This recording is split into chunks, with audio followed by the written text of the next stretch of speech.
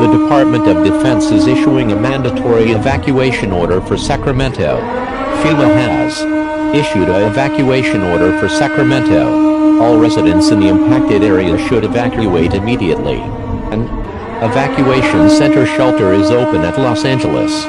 For more information, go to https://www.defense. Governor, please listen to NOAA Weather Radio for updated details.